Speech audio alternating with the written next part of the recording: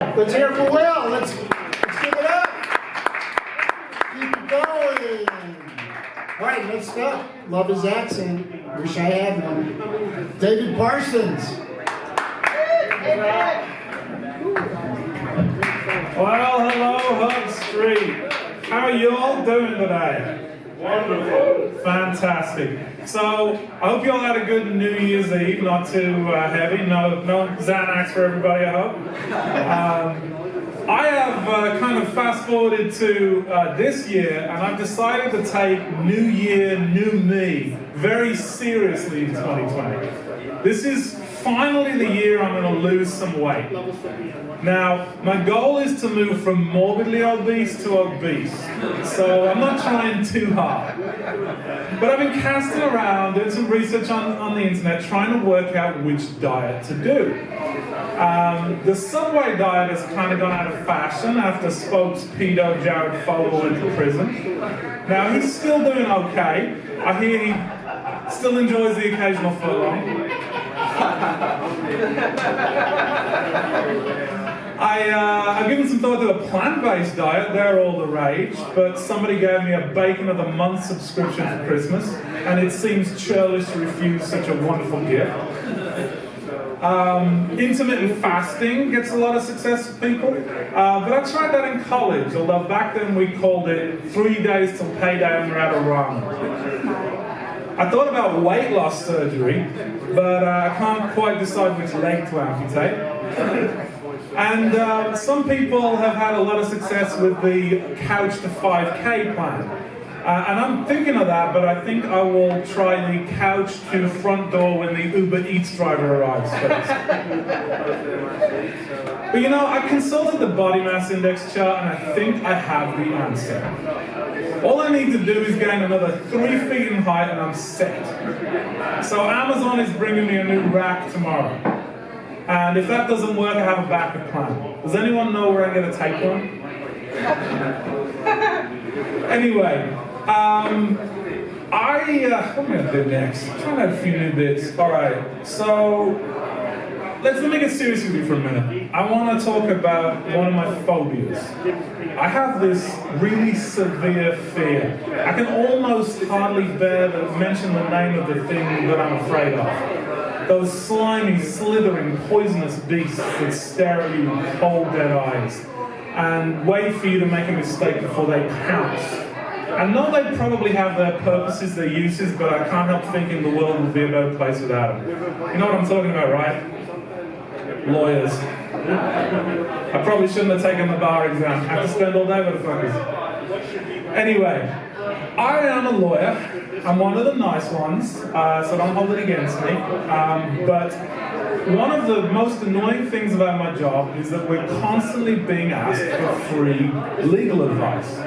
And although it drives me kind of nuts, I like to oblige where I can. So here's one for some of the guys in the room. I don't know whether you know, but Texas recently passed a law that criminalizes the sending of unsolicited dick pics. And it's only a Class C misdemeanor, so you won't do hard time. But a stiff fine will probably still deter many would-be members of the penile paparazzi. Now, a lesser-known fact about the law is that it also criminalizes the sending of pictures of clothed erections, which has the unintended consequence of meaning that any pictures of junior high school boys will be illegal unless you happen to catch them at a rare moment when they're not sporting well. But you know, although unsolicited penis is the scourge of online dating, and ladies, I'm really sorry for what you have to go through on Tinder and such like, I don't lack sympathy for men that get caught cocks akimbo. So I'd like to announce that I'm prepared to represent you for free as part of my pro bono practice. I'll stand up for you in court. I'll argue against the DA if he says, if she did not ask for the dick, you must convict. I'll help you beat the rap if you tweet your niece. Just call my toll-free number, 1-800-COCK-LAW. Okay, you probably detected the merest trace of an accent. I'm from, let's say, far east Texas. And although both of my countries speak English, words in America sometimes have very different meanings. In America, fanny is childish slang for buttocks. In England, a fanny is a vagina.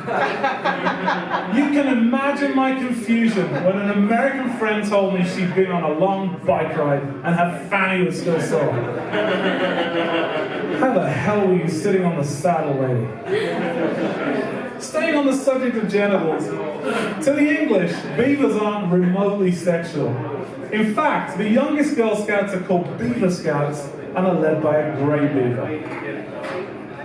In England, rubbers are used to erase pencil marks. Not here, which explains the strange response I got when, before a test, I told an American classmate that I didn't have a rubber and asked if she had a spare I could borrow. In England, my favourite dessert has a very weird name. A plate of spotted dick to the English is a warm raisin pudding served with custard. In America, a spotted dick is an excellent reason to go to see a physician meeting. And this one still makes me cringe 20 years later. In England, we refer to cigarettes by a name that means something very different here. I learned very quickly that it's a terrible move to ask somebody if they'd like to join you outside because you're desperate for a fag. Anyway, you've been a lovely audience, and I've been David Parsons. Cheers!